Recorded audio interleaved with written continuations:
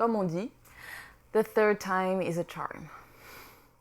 There will be times when you seemingly face insurmountable obstacles, but that's when you dig deep into your soul for the courage and the fortitude.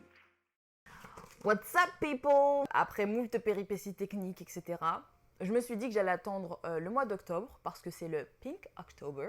Basically, c'est le mois de sensibilisation par rapport à tout ce qui est cancer du sein, prévention, etc. Et je me suis habillée en condition, t'as vu? Anyway, donc je me suis dit que ça serait intéressant de pouvoir lier le sujet de la vidéo d'aujourd'hui avec ce mois de prévention qui est, je pense, plus que nécessaire pour toutes les femmes à travers le monde. Donc aujourd'hui, je te présente mon petit bijou qui s'appelle Women's Voices. Et le premier thème, en fait, c'est un sujet qu'on devrait démocratiser parce que ça concerne toutes les femmes du monde, en fait. Je pense, ouais, pour plus de la moitié de notre vie quand même. Donc je pense qu'on devrait en parler un peu plus. J'ai nommé les règles. Oui, c'est un sujet qui dérange un petit peu, on n'est jamais trop confortable de parler de ça, mais c'est pourtant un fait naturel. Et on devrait en parler un peu plus. Donc du coup, j'ai demandé à 4 femmes merveilleuses, 4 femmes, 4 athlètes merveilleuses que je connais et qui ont accepté de jouer le jeu et de venir répondre à mes questions un peu indiscrètes quand même, mais voilà, on vient partager notre expérience. Vous faire part de ce que ça fait que d'être une athlète et une femme, parce que croyez-moi, c'est pas facile. Donc découvrons ensemble qui sont ces 4 femmes merveilleuses. Hi everyone, my name is Ashley Kane Gribble. I'm a part of Team USA and I'm a Paris figure skater with my skating partner Timothy LeDuc.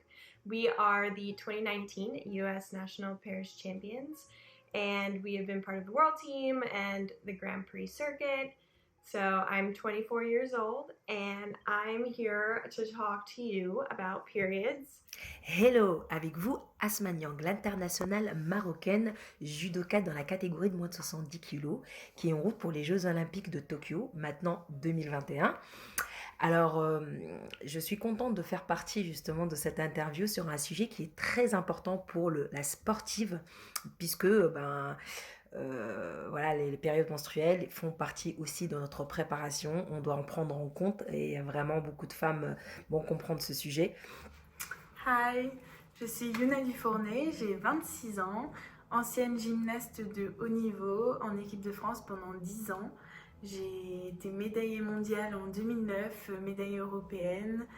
J'ai participé aux Jeux Olympiques de Londres et j'ai arrêté ma carrière en 2016. Jessica Gassem, j'ai 30 ans, j'ai été 10 ans en équipe de France d'athlétisme. Je faisais du lancer de marteau, plusieurs fois championne de France, 3e en Coupe d'Europe. J'ai gagné les Jeux Méditerranéens en 2013 et depuis 3 ans maintenant, je suis en équipe de France de rugby à 13, qu'on appelle aussi Rugby League. Nous venons de gagner notre qualification pour la Coupe du Monde 2021 en Angleterre. Alors, on va commencer par les petits disclaimers, très importants. Numéro 1, nous ne sommes absolument pas des expertes médicales, donc on fait un partage d'expérience, c'est nos ressentis personnels, ça ne concerne que nous et notre propre expérience avec les règles en tant que sportive, etc. On vous conseille très fortement d'aller consulter des professionnels qui pourront vous aiguiller beaucoup mieux que nous. Nous, on n'est pas des expertes, donc voilà. Numéro 2, j'ai fait un petit minutage de cette vidéo parce que ça va être un peu long. En barre de description, donc si vous voulez sauter des chapitres ou si vous voulez voir les thèmes qu'on va aborder dans cette première vidéo, je vous invite à aller voir la description et puis vous pouvez cliquer sur le temps qui vous intéresse pour sauter des étapes si vous le souhaitez. Mais je pense que c'est plus intéressant de regarder la vidéo dans son entièreté, mais après tu fais comme tu veux. Sans plus tarder, entrons dans le vif du sujet. On va commencer avec une petite info du jour. Donc en 2019, l'espérance de vie d'une femme était de 85,7 ans. Et il faut savoir qu'une femme, elle a ses règles pendant environ 40 ans. Si on fait le calcul, pendant à peu près la moitié de notre vie, on reçoit un cadeau mensuel de Dame Nature. Voilà. Donc du coup, ma première question, ça a été comment se passe la cohabitation mensuelle avec tes règles. And I would say honestly, it's good, healthy, but I wanted more answers because I was irregular. The pain that I was feeling was different every single time. Sometimes I feel really exhausted and I'm in a lot of pain, and other times I just feel like it's any other week, like nothing feels different at all. So Donc pour ma part, comment se passe la cohabitation? Très très difficile, mais avec l'âge, je me suis beaucoup documentée pour justement éviter que ça soit si difficile que ça. Elle se passe de manière très compliquée. Pendant ma carrière, j'en ai beaucoup souffert. C'est vrai que voilà, c'est contraignant quand ça arrive la veille d'une compétition.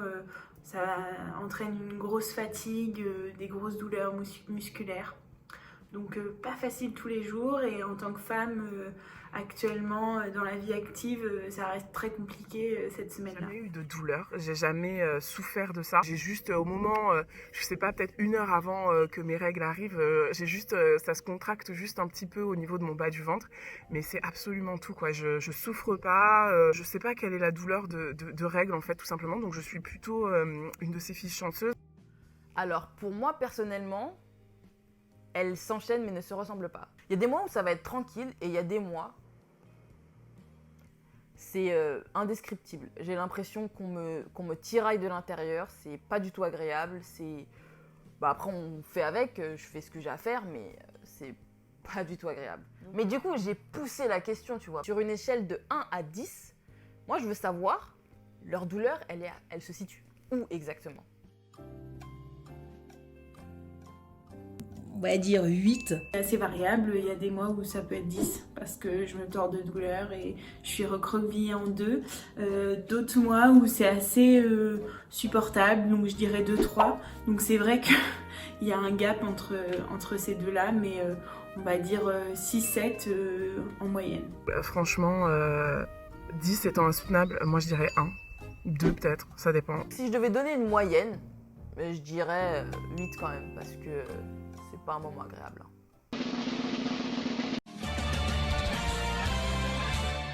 En théorie, on est censé avoir nos règles entre 12,6 et 12,8 ans. C'est pas moi qui le dis, c'est la science, j'ai fait mes recherches. Mais j'ai été agréablement surprise de découvrir que 2 de mes invités ont actuellement eu des règles tardives, et elles ont été assez généreuses pour partager ça avec nous.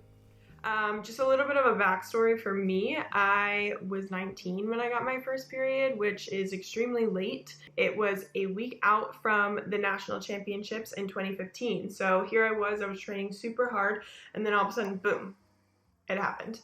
And I didn't know what to do. My mom is also one of my coaches, so we were able to help me understand what was going on with my body. But it was a very big shock, and especially as somebody that I was so focused on the national championships and what I needed to do, and then there was just this kind of thrown at me. It was just very jarring, and as a 19-year-old, I'm an adult technically, but I didn't even know how to deal with it. I almost felt like I was 12 and just learning about these things. So J'ai été réglée à l'âge de 20 ans, donc assez tardivement, à la suite des Jeux Olympiques de Londres. À ce moment-là, ça a été très compliqué, grosse douleur au ventre, grosse douleur dans le bas du dos. J'ai été mise sous pilule pour essayer de réguler tout ça. Ça m'a permis d'avoir des douleurs amoindries, mais c'était pas tip top. Pendant ma carrière, j'en ai beaucoup souffert. Je suis vraiment reconnaissante que Yuna et Ashley aient pris le temps de partager ça avec nous, parce qu'il y a peut-être d'autres jeunes filles qui sont des sportives de haut niveau, ou même pas forcément des sportifs de haut niveau d'ailleurs, qui traversent ça, qui se disent moi je suis pas normale, j'ai pas encore mes règles, qu'est-ce qui va pas et tout, alors que peut-être que c'est un peu plus commun qu'on ne le pense. Ça n'en fait pas moins des femmes, et elles ont survécu à ce passage, et si tu passes par ça, sache que tu n'es pas toute seule. Avant d'être des athlètes, on est tout de même des femmes, et les règles, quand elles arrivent en pleine compétition ou pendant la semaine et on doit s'entraîner intensément, des fois on choisit pas forcément, des fois non, en fait on choisit jamais le taux de douleur, on choisit jamais le moment où ça va arriver, et c'est assez stressant, je vous cache pas, c'est un truc qu'on doit prendre en compte dans notre préparation, etc. Moi, ça m'intéressait de savoir quel impact ça avait psychologiquement et physiquement aussi sur les filles. Et sachant qu'on fait toutes des sports différents, donc aussi on a une perspective différente, c'est assez intéressant je trouve. Et je voulais aussi savoir leurs petits remèdes ou leurs petits secrets pour un peu atténuer la douleur, si douleur il y a. Me, sometimes the week before is worse than the actual week of having my period. So the week before, sometimes I will feel really tired. I will start to notice that like I'm very hungry late, like right before I go to bed. I'm like super hungry, but only for like chocolate. So those are two things that I notice. Oh, and my skin gets really bad, like all over my chin and all over my cheeks. It's just, that's a big indicator of it's about to happen. Because I have to do a lot of lifts that hold around the stomach, throws, stuff like that. That can be very painful, just if it hits my stomach in a certain spot. Another time that I have noticed a lot of pain and like being nauseous, like and also to where I feel like I can't like move my stomach muscles is sometimes after doing a long program or a short program. More so after a long program, just because I think the amount of rotations and the lifts that's going on during it, I sometimes get to where I can't stand up anymore and I have to either go lay down on the bench or go like put my body over the boards just because I'm in so much pain and I can't like physically lift my upper body up. And after like about 5 minutes of me just laying down and breathing through it, I am usually fine and I can continue on with what I'm doing. Ça va être beaucoup mal de ventre, l'humeur forcément, hein, ça joue mentalement, donc qui dit mental, le physique prend, on somatise. Je sens plus mes articulations, donc si j'ai des petits bobos, je vais les sentir beaucoup plus. Articulations, genoux, chevilles, poignets. Puis moi, je fais un sport de contact, donc forcément, on a la poitrine très très fragile, donc très douloureuse. Donc forcément, un sport de contact, c'est pas terrible. Je me sens les jambes lourdes. J'ai remarqué que je n'étais pas au top les fois où ça arrivait 3 jours avant ma compétition. J'étais vraiment en souffrance le jour de ma compétition. Je vais vous raconter une anecdote. Je regarde le calendrier et je me dis, je l'ai regardé il y a 2 ans et j'étais en train de me dire, est-ce que pendant les Jeux, une semaine avant, je paniquais déjà pour savoir est-ce que je vais être tranquille pendant les Jeux ou pas. Donc c'est toute une stratégie, donc que le garçon ne se pose pas de questions. Donc voilà, déjà c'est quelque chose parce qu'on est dans notre corps et on sait très très bien que c'est un petit souci au quotidien. Une semaine par mois comme. Alors à ce moment-là, j'ai des énormes crampes en fait dans le bas du ventre, des énormes douleurs. Je prends du poids, je pense que je prends environ 2 kilos. Alors quand j'étais gymnaste, je le ressentais direct, c'était fatal. On soulève notre poids tous les jours, donc c'était pas facile. Maintenant, dans ma vie de femme, je le sais et je m'adapte. On va dire que j'ai des grosses fringales la semaine d'avant. La semaine pendant les règles, ça se régule. Je fais un peu de rétention d'eau, mais pas tant que ça. J'en faisais plus quand j'étais sportive et ça, c'était pénalisant. Parfois, en équipe de France, les justes au corps étaient blancs.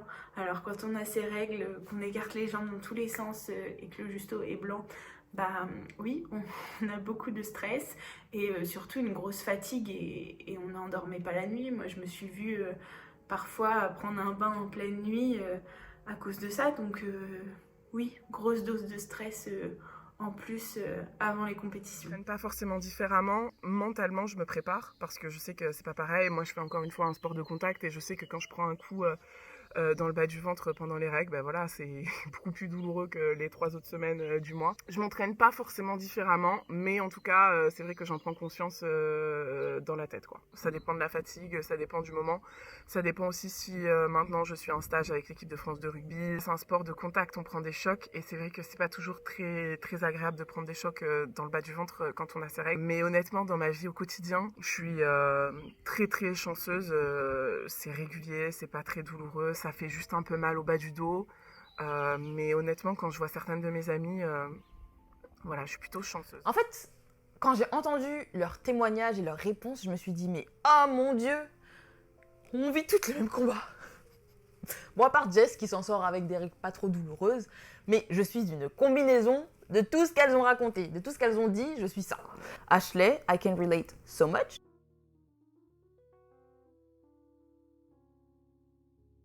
Ice rink, my back muscles will kind of seize up, or obviously my stomach muscles as well. So I just want to keep those nice and loose because I'll be doing lifts and Timothy will like have his hands there for the lifts and throws and twist, especially. Twist is really hard because twist like catches you right on the waist. So I'll wear heat patches just to keep all those muscles warm. It's really helpful. Also, I try to stick to my normal diet as much as possible. I think sometimes during this time, like you have a lot of cravings for like either sugar or really salty food. I do get a lot of like greens in and fiber and protein and all of that in my normal diet. So helps with just the whole recovery and feeling good during that time. Definitely like if you have cravings, then eat. Like give your body what it needs. Listen to your body. It's what it needs at that moment. Another tip that I have is just making sure that your iron levels are good. I'm somebody that my iron levels have always been like extremely low.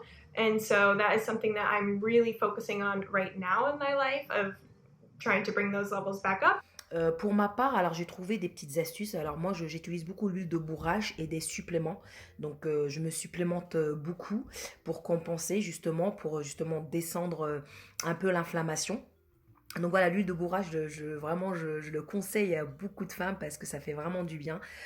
J'ai essayé ça depuis 3 ans et franchement, ça marche bien, ça marche vraiment bien. Petites astuces, j'en ai pas, je mets du chaud pour atténuer tout ça. C'est vrai que je le sens vite arriver, je sens une très grosse fatigue, j'essaye de me reposer dès que je peux, j'essaye de prendre des bains assez chauds, de me mettre des bouillottes sur le dos ou sur le ventre. J'ai pas de remède miracle, c'est vrai que le Spasfon ne m'aide pas, Nurofen Flash pendant un temps ça allait, mais je trouve assez nocif pour le corps, donc je suis pas forcément fan de ce genre de médicaments. Donc oui, le chaud, c'est mon remède miracle. Moi, quand ça approche, déjà, j'ai hyper mal au sein. Ça, par contre, c'est un peu chiant. J'ai très, très mal au sein. Mais c'est absolument tout, quoi. Donc, bouillotte. Moi, je fonctionne beaucoup à la bouillotte. Je me mets la bouillotte, je pose ma bouillotte sur ma poitrine ou alors sur mon bas du ventre. Et le soir, surtout les 2 premiers jours, je pose juste ma bouillotte dans le bas du dos. Mais voilà, je prends pas vraiment de médicaments parce que j'en ai pas le besoin en fait. Je fais hyper attention à mon cycle dans le sens où je le gère déjà avec des applications. Pour moi, c'est très très important parce que c'est vrai qu'on a une vie à 1000 à l'heure entre le job, les entraînements. Les objectifs de compétition, tout ça c'est assez compliqué à gérer. Du coup moi j'ai une application qui m'aide vraiment à prévoir mon cycle et qui m'indique quand est-ce que je serai dans les meilleures conditions physiques. Ce qui m'attriste le plus, c'est que on a l'impression que c'est une lutte silencieuse. Enfin c'est pas une impression en fait, c'est que c'est une lutte silencieuse parce que jusqu'à aujourd'hui moi j'ai pas ou très peu entendu de témoignages d'athlètes, de femmes qui disent réellement comment se passe leur expérience, etc. Et c'est bien dommage parce qu'on est beaucoup à souffrir, mais encore une fois, la parole se démocratise un peu plus, on en apprend un peu plus, et ça c'est cool. Et nous, on est là pour continuer cela, voilà. C'est cool aussi d'avoir la vision d'athlètes de différents sports. Gym, patinage, ça se ressemble un petit peu, mais encore, moi, mon ressenti il est différent de celui d'Ashley parce qu'elle est en couple, donc du coup, elle est portée. Il y a la pression que ça peut exercer sur son corps, etc. Enfin, c'est les sports de contact aussi, le rugby, le judo. Enfin, c'est totalement différent et on a du coup des appréhensions aussi différentes. Et je trouve que c'est important de souligner ça parce que quoi qu'il arrive, on attend de nous, en tant que sportifs de haut niveau, qu'on soit dans la performance, même si à l'intérieur, c'est un vrai meurtre. On est habitué à ça. Pour nous, c'est la normalité. Mais en vrai, quand on prend un peu de recul, quand même, on peut s'applaudir, je pense. Avant de passer à la suite, j'aimerais tout de même revenir sur l'importance du monitoring du taux de fer, comme Ashley l'a si bien souligné. Parce que là aussi, je trouve qu'il n'y a pas assez de prévention faite dessus pour les athlètes en général, hommes et femmes, mais particulièrement pour les femmes. Et c'est d'autant plus important si vous êtes anémique. Donc si vous ne savez pas ce que c'est qu'une personne anémique, concrètement c'est une personne qui présente une carence en fer. Sachant qu'en tant que femme, nous perdons en moyenne 30 à 40 ml de sang durant nos règles, quand on a un flux normal, et entre 60 et 80 ml pour un flux abondant. Donc de ce fait, les femmes ont plus tendance à être sujettes à l'anémie. Parce que tout simplement, 70% du fer se trouve dans nos globules rouges, qui sont aussi appelées hémoglobines, et les cellules musculaires qu'on appelle les myoglobines. Si je me trompe, corrigez-moi en commentaire. Pour faire très très simple, les hémoglobines permettent le stockage, le transfert et la libération de l'oxygène depuis vos poumons jusqu'à vos muscles. Quand vous êtes en anémie, vous ressentez une grande fatigue, un essoufflement et pour avoir testé à mon insu, des jambes qui ne répondent tout simplement plus lors des entraînements, alors que, personnellement, j'avais une très bonne hygiène de vie et que j'aurais dû être au pic de ma forme physique. Donc c'est à coup de recherche et de réflexion que j'ai fait la corrélation entre tout ce qui n'allait pas, entre le fait que je mangeais un peu moins de viande rouge qui contient plus de... etc. que je me suis rendu compte que en fait, j'étais en manque de fer. Donc éventuellement, ça allait mieux. Mais tout ça pour vous dire qu'il faut bien veiller à surveiller son taux de fer, faire des prises de sang, enfin des check-ups pour être sûr que tous nos niveaux sont à jour.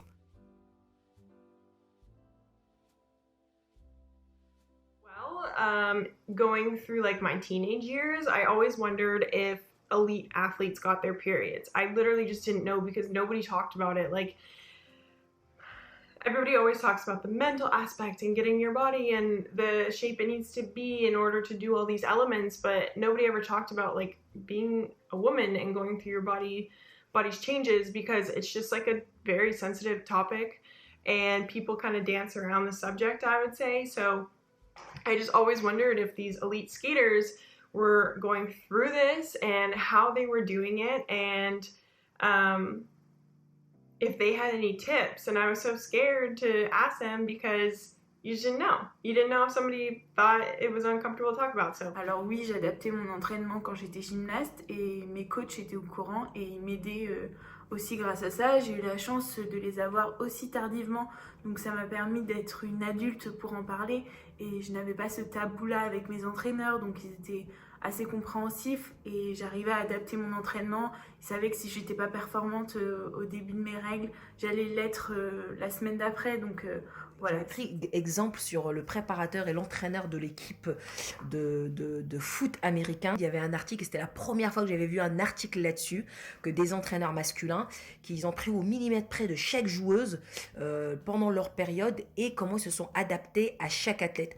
Aujourd'hui, on va pas dire que tous les entraîneurs le font pas masculin. Ça reste encore un tabou. Alors moi, forcément, je représente l'Afrique, et donc c'est encore un grand tabou, encore différent que l'Occident. Mais aujourd'hui, je pense que c'est aux athlètes de prendre la parole, vraiment, de s'exprimer envers leurs entraîneurs pour leur faire rappeler que justement, on peut pas entraîner une féminine comme un garçon, et que pendant cette période, une semaine par mois, il faudrait vraiment s'adapter à l'athlète, à se sentir bien déjà mentalement, parce qu'elle va avoir une confiance en lui, parce qu'il prend en compte une douleur qu'elle a. Et je pense que vraiment c'est quelque chose qui doit être encore mis en place par les entraîneurs masculins, parce que c'est encore un problème qui reste tabou. Les filles, elles en parlent pas beaucoup, et les entraîneurs, ils osent pas, parce que pour pas... Donc vraiment, il faudrait que les athlètes féminines aussi commencent à prendre la parole là-dessus. Maintenant, j'ai une question pour vous. Oui, parce qu'on interagit ici, il n'y a pas que nous qui parlons. Vous allez aussi parler dans les commentaires. Est-ce que vous parlez de vos menstruations avec vos coachs ? Parce que je sais qu'en vrai, pour beaucoup, c'est tabou d'en parler, mais on a vu avec Yuna précédemment, elle, ça faisait partie de sa routine d'entraînement. Donc, comme je vous l'ai dit au tout début de la vidéo, j'ai choisi The Pink October, ou l'Octobre Rose, pour mettre en lumière une histoire qui est en corrélation totale avec la prise de conscience dont on a besoin. C'est l'histoire d'Ashley qui a partagé avec nous quelque chose de super intime. Et je vous laisse découvrir. I was going through just some changes with my body this season, and I noticed I was having a lot of pain in my stomach, and I was having irregular periods, and I wanted answers. So like I said, I went to the gynecologist, and they scheduled me for an ultrasound. So an ultrasound, they can see what's going on, and it turned out that I had a small cyst on my ovary, which they said could just dissolve, and they wanted me to come back and see if I still had it in 8 weeks, and so I would get another ultrasound. So recently I went back, I got the ultrasound, and it turns out I have a new cyst, and it's over twice the size as the first one. So that was shocking, but that has definitely made my periods more painful, just because of where it is, and it's a localized pressure in my body. It's definitely made it a lot more painful, but I'm working on it. and I will go back soon just to see if it has gone away or what they'll need to do. So. Donc j'aimerais encore une fois remercier du fin fond du cœur Ashley pour avoir partagé son expérience parce que c'est quelque chose d'assez intime, elle n'était pas obligée de le faire, mais elle l'a fait pour que ça puisse aider d'autres jeunes filles, pour que s'il y a d'autres personnes qui ont les mêmes symptômes, qu'ils sachent comment ou vers qui se tourner. Parce que c'est important, encore une fois, de consulter des spécialistes parce que l'automédication, c'est cool un moment, mais c'est pas ça qui va vous soigner. Il y a des gens qui ont étudié, qui sont là pour ça, pour vous aider. Après, c'est pas facile, je vous l'accorde, de trouver un gynécologue avec qui on s'entend, etc. Mais, si vous êtes une fille et que vous avez un super gynécologue et que ça ne vous dérange pas, vous pouvez mettre en commentaire l'endroit où vous vous trouvez, sur Terre, ou la ville dans laquelle vous vous trouvez, ainsi que les coordonnées de votre gynécologue, parce que vous pouvez peut-être sauver une sœur aujourd'hui. Donc ça pourrait être sympathique. Et moi, j'aimerais bien aussi apporter mon témoignage, parce que un jour, j'étais en train de prendre ma douche et tout, comme d'habitude, et j'ai découvert un kyste dans mon sein. Et je peux vous dire que ce jour-là, j'ai paniqué. Mais j'en ai pas dormi de la nuit, hein. Et je suis partie voir ma mère en mode hystérique. J'ai dit, ça y est, j'ai un cancer du sein, je vais mourir, je vais devoir faire une opération, oh mon Dieu, Ma mère, elle m'a regardée, elle a dit, non mais tranquille, tu vas prendre un rendez-vous avec un médecin, il va te consulter et puis c'est bon, tu vois.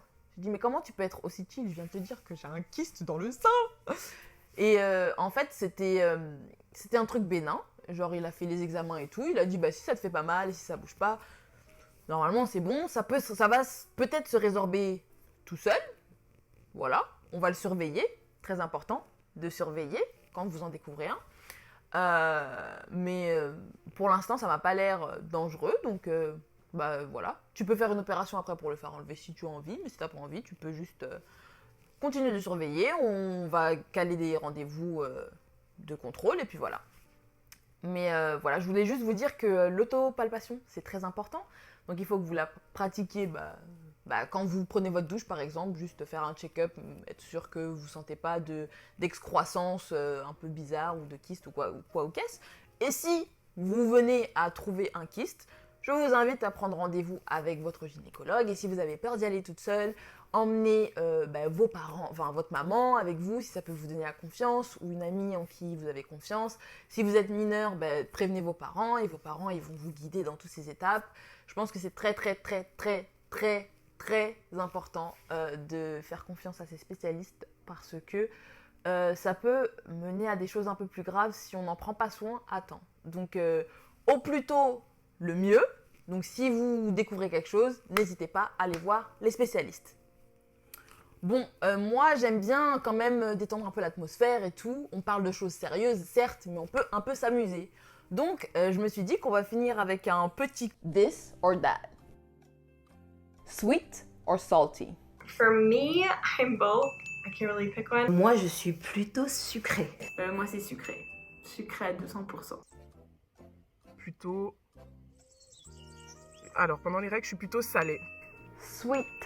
And specifically, it is dark chocolate and peanut butter. Just those two together. It's like my ultimate craving.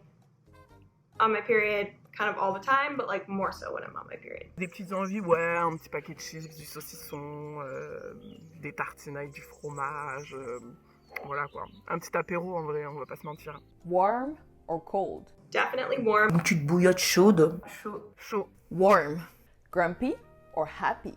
It depends, honestly, on the day or the time of day. I would say most of the time I'm like happy until I get really tired and like I have a bad headache, then I might get a little bit grumpy.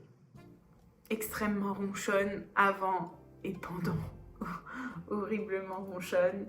Je suis ni ronchonne ni joyeuse, je suis juste neutre. C'est pas très joyeux non plus d'être neutre, je suis... Voilà. Grumpy. Emotional or angry? Emotional, for sure. Definitely emotional. Je dirais plus émotionnel. Dans la fatigue émotionnelle, oui. Emotional. I can cry and cry and cry.